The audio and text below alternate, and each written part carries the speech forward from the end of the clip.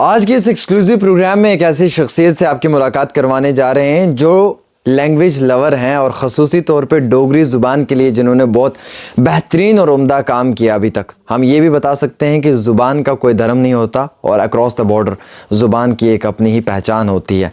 ज़ुबान की कोई बाउंड्री नहीं होती और ज़ुबान जो है वो हमेशा अपनी मिठास बयां करती है और ज़ुबान को लेकर जो है वो सरहदों के आर या पार दोनों जानिब मोहब्बत ही नज़र आती है, बल्कि टकरार नहीं।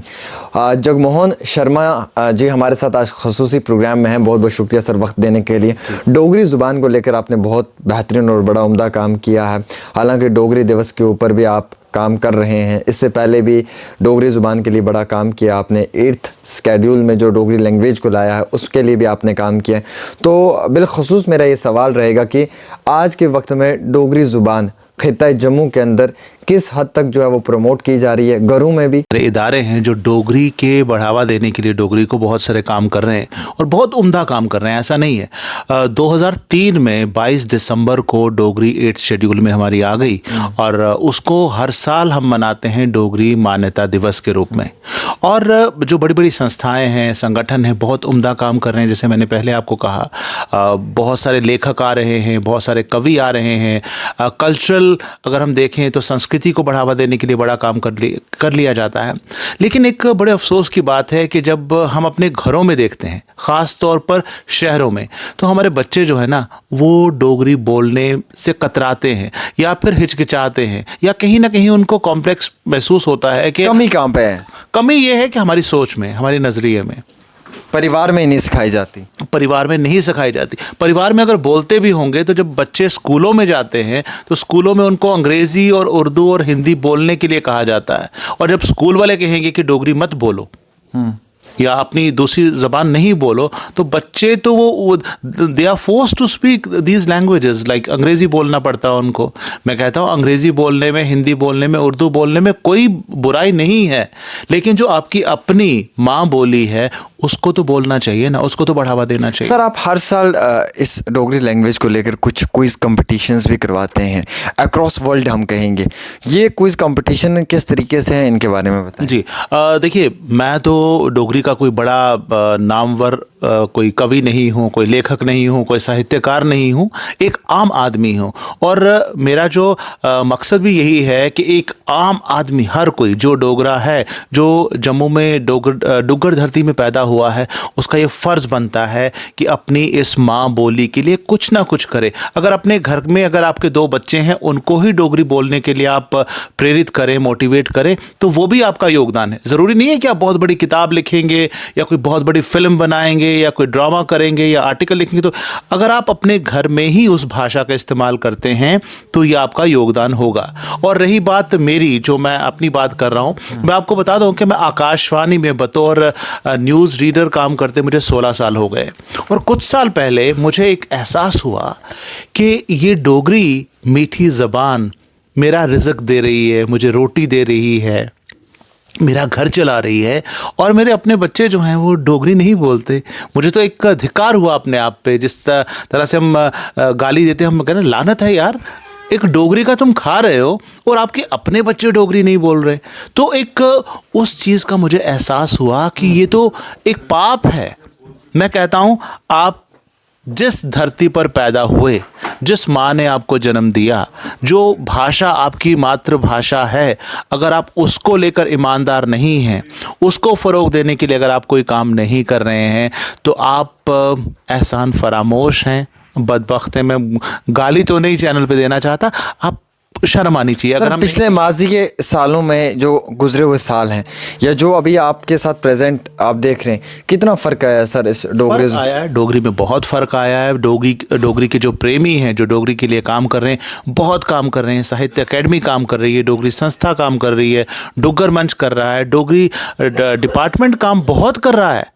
लेकिन वो जब ज़मीनी सतह पर हम बात करते हैं ना, लोगों में प्यार नहीं है अपनी भाषा को लेकर, उसमें हिचकिचाहट है, तब अफसोस होता है। और जो मेरा मिशन जो मैंने शुरू किया है, उसका मकसद भी यही है कि हर कोई डोगरी के लिए काम करे। जैसे मैं आपको बताऊं कि 2022 में डोगरी मान्यता दिवस के अवसर पर मैंने डोगरी की पहली ऑडियो बुक लॉन्च की थी।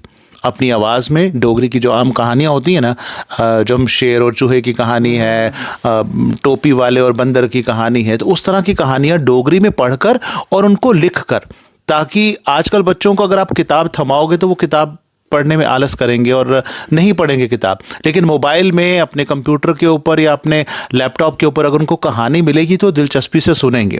तो 2022 में उसका मैंने पहला वॉल्यूम लॉन्च किया, 2023 में उसका दूसरा लॉन्च किया, ताकि बच्चों की छोटी छोटी कहानियाँ बच्चे सुने अपनी ज़बान में और उन्हें पसंद करें, और डोगरी के जो ठेठ लफ्ज़ हैं उनके साथ वो वाकिफ़ हों, उनका इस्तेमाल करें वो। तो जैसे आपने पूछा कि ये जो इस साल का कॉम्पिटिशन है, पहले मैं बताऊँगा पिछले साल मैंने एक ऑनलाइन क्विज़ किया था डोगरी के छोटे छोटे अल्फाज, छोटे छोटे सेंटेंसेस को लेकर, डोगरी भाषा में फलां चीज़ को क्या कहा जाता है, इस तरह के छोटे छोटे क्वेश्चंस का एक ऑनलाइन क्विज़ किया था। और मुझे बड़ी खुशी हुई कि 780 से ज़्यादा लोगों ने उसमें हिस्सा लिया, और सिर्फ जम्मू से ही नहीं बल्कि जम्मू से बाहर मुल्क के दूसरे हिस्सों और फॉरेन कंट्री से, अमेरिका से, ऑस्ट्रेलिया से, जी यूएई से लोगों ने उसमें पार्टिसिपेट किया।